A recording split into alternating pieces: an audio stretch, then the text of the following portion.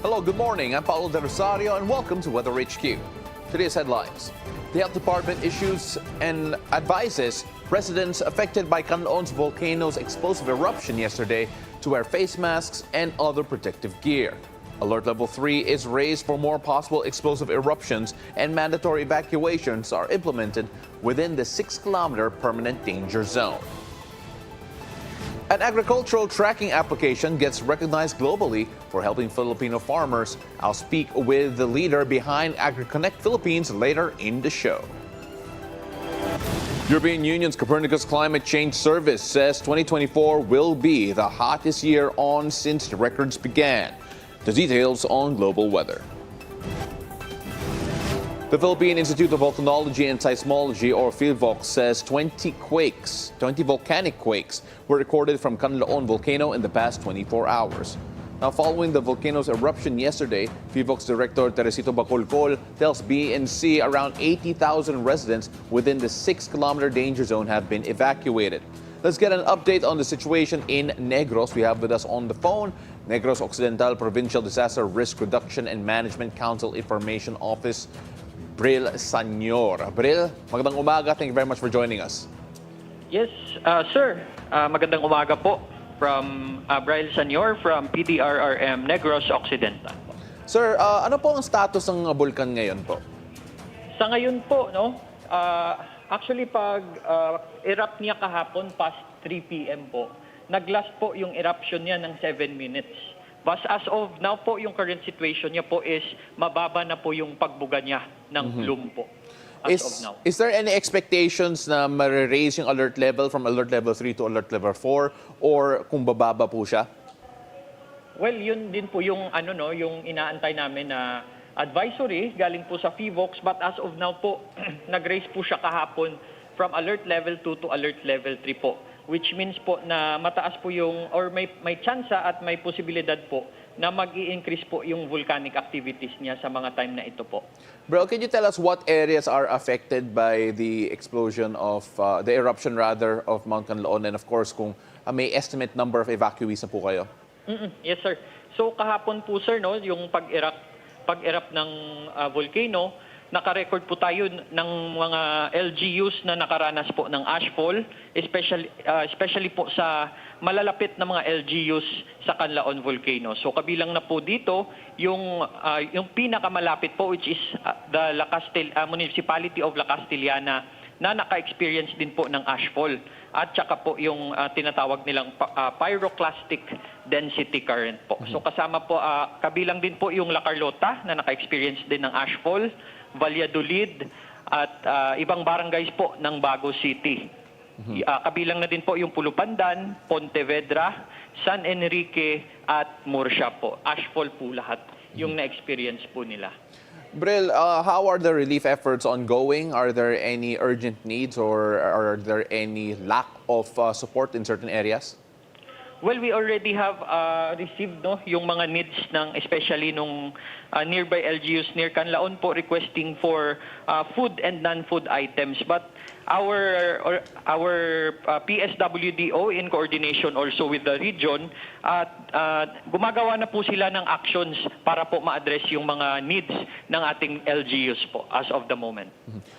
There is a advisory mula sa Health Department po that those residents in the area or those around the area should wear face masks to avoid any of the ill effects of the hazardous conditions ng pagsabog ng Burkan Kanlaon. Are there any lack of face masks or any of those types of equipment po? For face mask po, yes, we have LGUs requested for additional face masks po, no, but not necessarily shortage po, but rather for extra face mask po, additional resources, kumbaga po. Any final advice po to those who are affected in the region? Yes po, no. So, advice po para sa ating mga mamamayan sa Western Visayas po is if mag-mandate po ng evacuation yung ating mga local authorities, sundin po natin at wag pong kalimutan na magsuot ng face masks at iba pang personal protective equipment para sa ating kaligtasan po. Maraming salamat po. Thank you very much for the update and stay safe out there. That was Negros Occidental PDRRMO Information Officer Bril Sanyor. Maraming salamat po. Maraming salamat po. Good morning.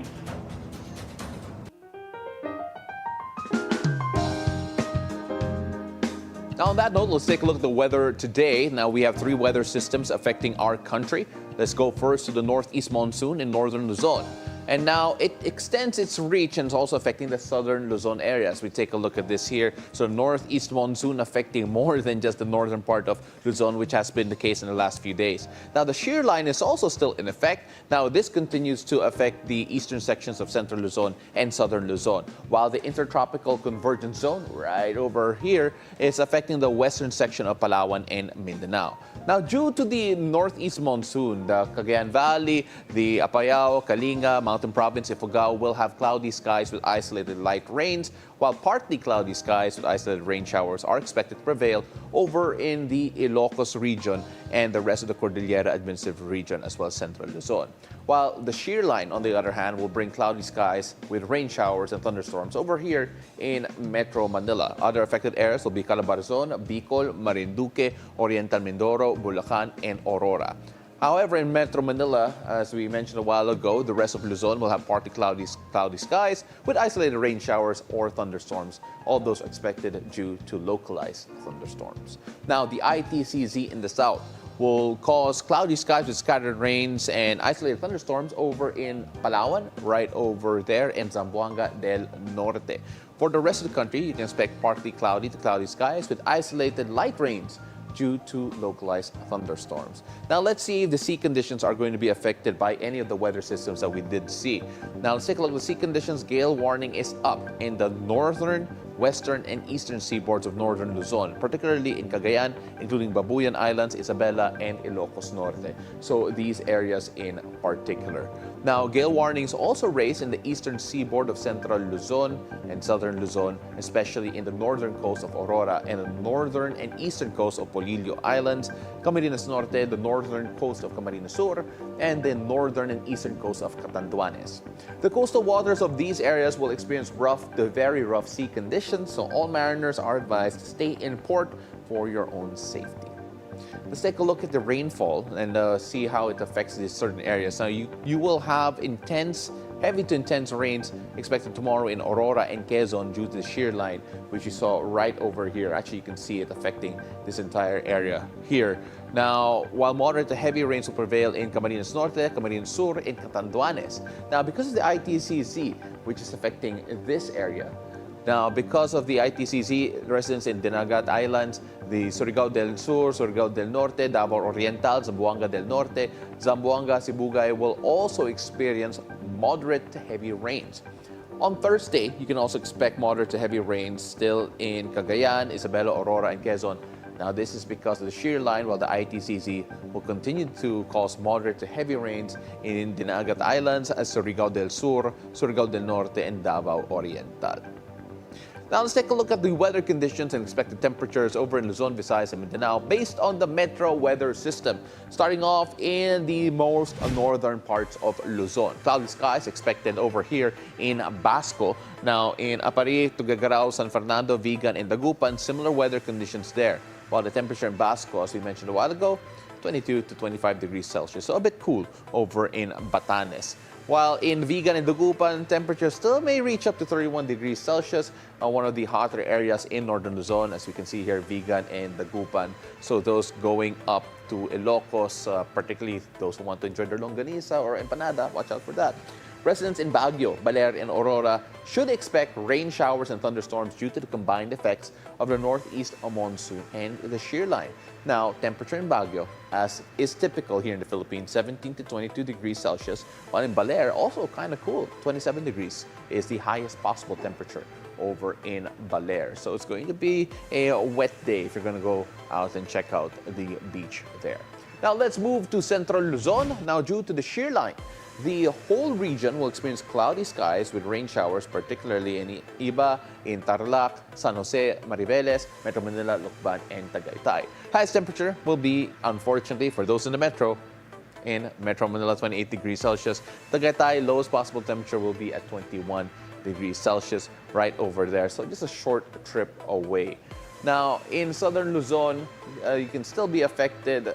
Rather, in southern Luzon, the effects here will be because of northeast monsoon and the shear line. Cloudy skies with rain showers are also expected in Verac, Daet, Legazpi, Romblon, Puerto Galera, and Coron. As you can see here, all similar weather conditions. Temperature in these areas range from 24 to 30 degrees Celsius, with Verac and Coron being one of the hotter ones. Coron actually 31 degrees Celsius, as you can see over here, being the hottest or possibly hottest in the area. Legazpi not far behind with 30 degrees Celsius. Now let's move down to Visayas. Cloudy skies with low chances of rain are expected in Bacolod, but temperature still a bit high, 32 degrees Celsius over in Bacolod, despite it being cloudy weather. Now, let's take a look at Boracay, Metro Cebu, Tacloban, Catarman, and Tagbilaran. There will be cloudy skies with rain showers and thunderstorms in all these areas. So if you're in Boracay, a bit wet weather there. Temperatures in these areas will range from 24 to 31 degrees Celsius, 28 degrees in Boracay, a bit cool there, 31 in Cebu and Tagbilaran, Tacloban, a bit cooler, but Catarman also back at 31. Now let's go to Mindanao. The ITCZ, as we mentioned a while ago, will bring cloudy skies and rain showers in Zamboanga, Dipolog, Marawi, Cagayan de Oro, Butuan, General Santos, and Metro Davao. Highest temperature in Zamboanga and Dipolog as well, 34 degrees Celsius in those areas here in the western part of Mindanao. That is despite the wet weather and a bit of the thunderstorms that you could experience there. Lowest possible temperature will be in Marawi City, 21 degrees Celsius over Marawi. Also one of the coolest in terms of the highs at around 26 degrees Celsius over there.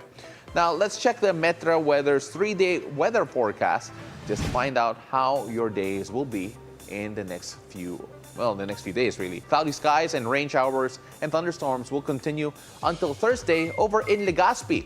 On Friday, low chance of rain though, and it's forecast in this area, so you're going to have a bit of respite after what is expected to be a wet Thursday. Highest possible temperature is tomorrow though, 31 degrees Celsius, and Thursday and Friday temperature in Legazpi will reach up to 30 degrees Celsius. Let's now go on over to Negros. Residents in Negros who are affected by the recent eruption of Mount Kanlaon may expect cloudy skies starting tomorrow until Thursday. On Friday, partly cloudy skies are expected with temperatures ranging from 24 to 33 degrees Celsius. Now, aside from monitoring the updates from PHIVOLCS, please always listen to the weather forecast because volcanic eruptions can also lead to sudden changes in the weather. Let's go further down south. Let's take a look at Zamboanga, which we said is one of the hottest areas in Mindanao. The ITCZ will continue to bring cloudy skies with rain showers in the next 3 days in Zamboanga. But please take precautionary measures because these rains might cause possible flash floods and landslides, especially to those who are living in low-lying and mountainous areas. Temperature in Zamboanga starting tomorrow until Friday, though, ranges from 25 to 34 degrees Celsius. That is something. Now, for those who are in that area, make sure you stay hydrated and stay cool. Now, when we return, I'll speak with the CEO and founder of Agri Connect PH on its advocacy to help farmers. Stay tuned. You're watching WeatherHQ.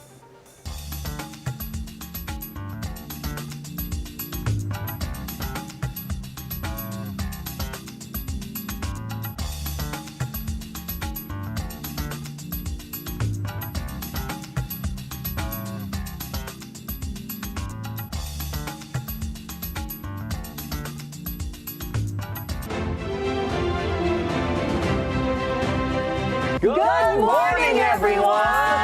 A platter of positivity, a cup of the hottest information, and a slice of what to expect for the whole day.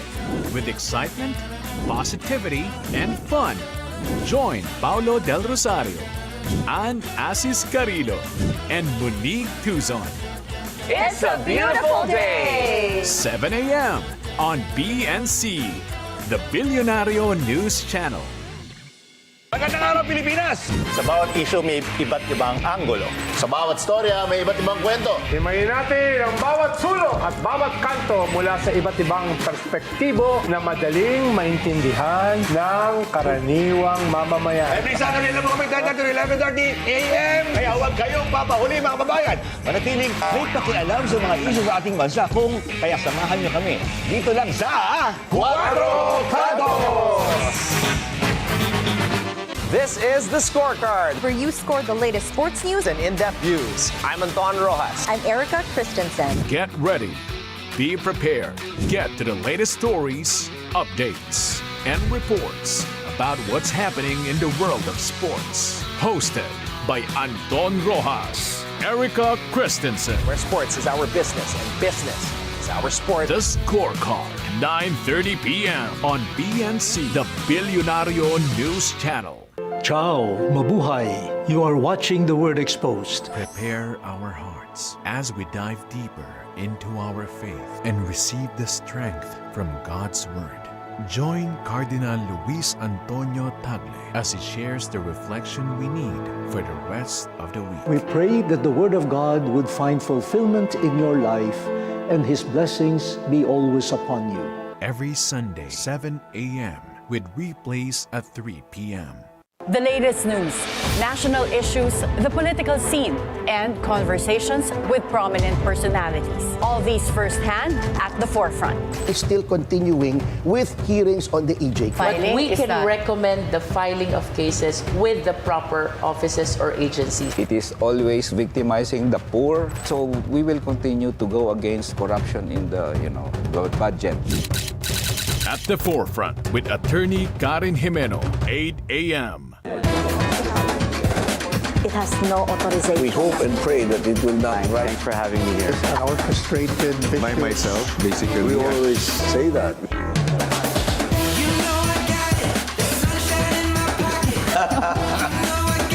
It depends. A well-concerted effort. Perhaps I can reiterate. My greatest beefsteak. Iba na iba pa tayo.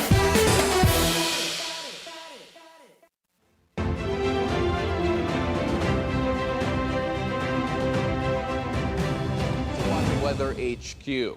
Now, Team AgriConnect from the Philippines is the winner in this year's Red Bull Basement, a global event empowering innovators to launch world-changing AI accelerated startups. Now, joining us live in the studio is AgriConnect PH CEO and founder Aldrin Soj Gamayon. Thank you very much for joining us. Good morning. Good morning. All right, so let's get on and talk about this app of yours. Again, AgriConnect is it's something that is supposed to be helping farmers. Yeah. And you're a 22-year-old student from Ateneo. Yeah. How did that happen? Why are you helping out farmers? It Yeah. doesn't seem like something that I would normally associate someone with your age and background with. You and me both, Pao. Just to give you context, I've only been working on this startup for 2 months. And two reasons why. I think the first one is I come from a rice farming background in Ilocos Norte. I have relatives that does rice farming and really saw the complexities that they saw every single day.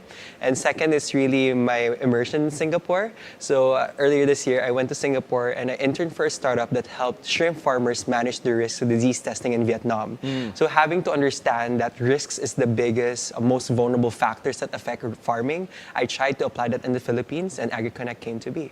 So this is very data-driven. It's obviously Yeah. because it's AI. Yeah, correct. It's such a modern technology compared to what we see here in the Philippines, where a lot of it's still For very sure. traditional. For So sure. how do you connect the two of them? How do you work with the data? Just Yeah. what makes this app tick and make it special? Yeah, so definitely. I think I did acknowledge that the biggest factor I'm comparing this solution to is basically nothing. So farmers currently just use a lot of their intuition and their visual inspection. Example, I look at this and it manifests with my naked eye that there's already something Yeah. wrong. Yeah. But then what if I tell you that once it manifests in their naked eye, you can only salvage 40% of its crop value. So, I understand that there are a lot of barriers in terms of technology adoption in the Philippines. So we're trying to work with sensors that are low bandwidth. So even in areas where there are a lot of big Wi-Fi connections, they're still able to transmit enough data. And then the AI, the app itself is going to be straightforward. We're going to use a stoplight mechanism. So even if farmers weren't too techy, they really understand if it's red, they need to act on it ASAP. Yellow, it's mild. Green, they can continue on as normal. Has this been acted on already from a practical standpoint? Has this been used on the field, literally in the field? Yeah, currently no. This is still an idea concept because the Red Bull Basement Challenge is an innovation concept challenge. So definitely with the support I'll be getting from Silicon Valley, hopefully I can develop that and roll it out within the next 6 to 12 months. Yeah, so you're actually going to be going to Silicon Valley. Yeah. You're going to have a bit of support there. 3-week all-expense paid trip to the Yeah. California Technology Hub. What do you hope to achieve there? Definitely, number one is really rolling it out, actually turning the concept into an actual product.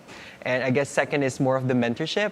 I do understand, I do acknowledge that I can't do this alone. And being exposed in the field where there's so many people from different countries who have different ideas and perspectives, I really want to learn from those and try to make the best output I can provide for the Filipino farmers. So some people might be wondering right now, why is there a plushie on the table? And of course, we were talking a bit about it before the show. That is actually what you want to be? Could you explain that? Well, I don't really want to be a unicorn, really. But in the startup world, we have what we call unicorn startups, or companies that have reached more than 1 billion in funding or 1 billion in profit.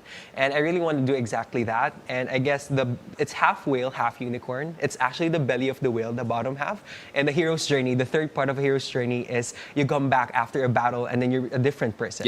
And this is from Singapore. I did not have any expectations coming from Singapore, but when I came back to the Philippines, I had a new vision, I had a new goal, and that is to build a unicorn startup that really helps not only myself, but also Filipinos. And of course, again, you did mention you do have that farming background. You do mention that it hasn't been rolled out to the field yet. But then, do you have any timeline of when do you expect to actually make this a practical app and actually use it?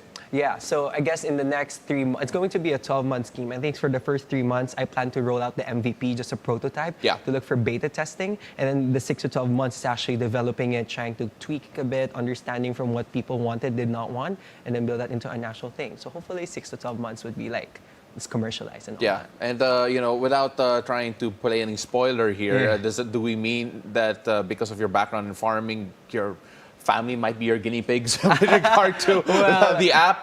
Definitely, I wanna give back to where I came from. So definitely Ilocos Norte in general. My uncles from Dingras in Ilocos Norte. They're the rice granary of Ilocos Norte. So definitely that, probably. But then like also at a practical standpoint, since I'm still a student in Ilocos, in Ateneo, so I also want to look into the greater Manila area, so it's just more accessible for me. Yeah, absolutely. And unfortunately, wala pong Ateneo sa Ilocos. So, but then you actually came in and beat out 110,000 other entries in your victory. I believe the competition was held in Tokyo, if I'm not mistaken. And what is your message to the other innovators here? A while ago on our morning show, we had a 22-year-old come in and actually talk about the business that she's doing and working in Singapore as well. And here you are bringing technology as a 22-year-old from Ateneo going to Silicon Valley. Just what are your message to, I guess, your generation and, of course, the type of innovation that you guys are all capable of? Yeah, I think for me, one thing is just don't think, just do.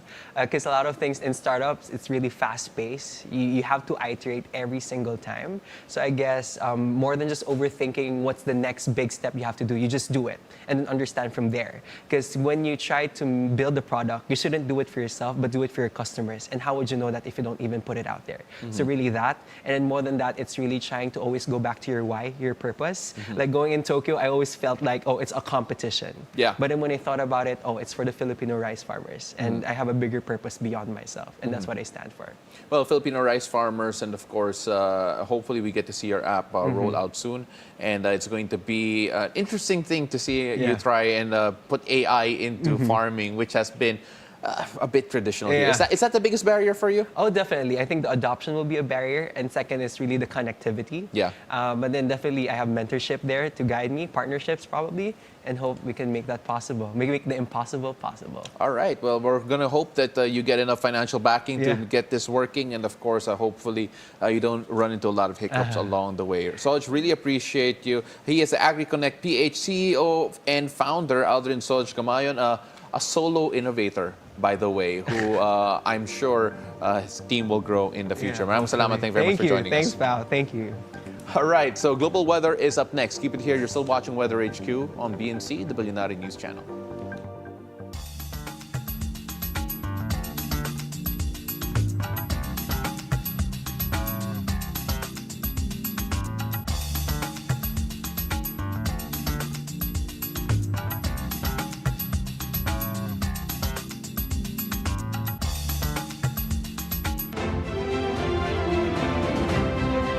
In the world of business, Expansion is inevitable.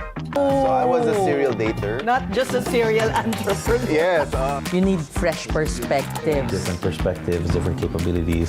The sense of fulfillment, the sense of accomplishment. It's like you gave birth. The relationships we have, how we treat our people. For me, that is the essence. I'm Ces Orenia Drilon at ito ang Usapang Bilyonaryo.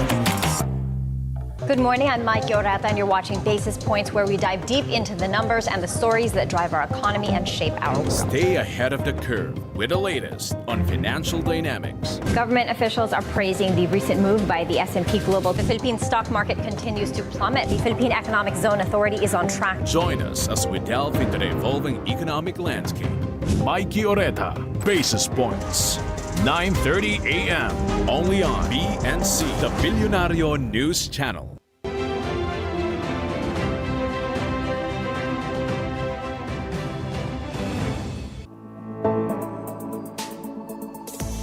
Welcome back. Still watching WeatherHQ. Let's take a look at the global weather.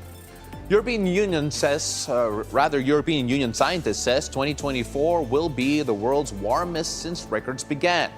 Data from the Copernicus Climate Change Service comes 2 weeks after the UN climate talks yielded a $300 billion deal to tackle climate change.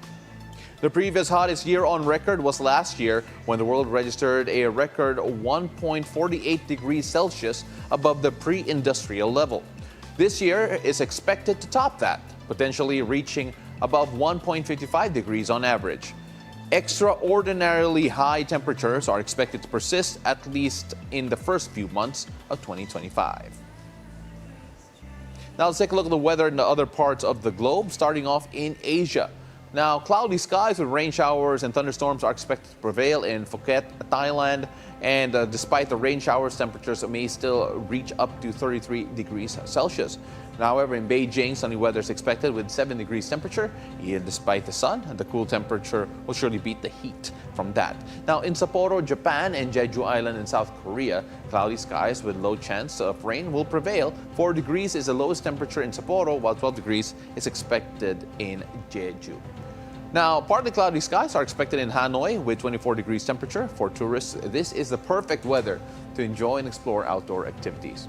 Now, let's take a look at the land down under Australia. Cloudy skies with rain showers and thunderstorms are expected in Albany and Hermannsburg. Temperature in Albany is at 29 degrees, while it is 35 degrees. Quite hot there in Hermannsburg. Remember, it's summer over in Australia. Partly cloudy skies will prevail in St. Lawrence and Georgetown. Temperature in St. Lawrence is around 32 degrees Celsius and 19 degrees Celsius in Georgetown. Elliott can expect sunny weather at 41 degrees. Again, very hot in that area. Now, please take the necessary precautions to stay cool and hydrated in such extreme heat, especially if you are in the land down under. Now, moving on to Africa. A bit cooler over in Africa. Sunny weather with 22 degrees Celsius is expected in Mossel Bay.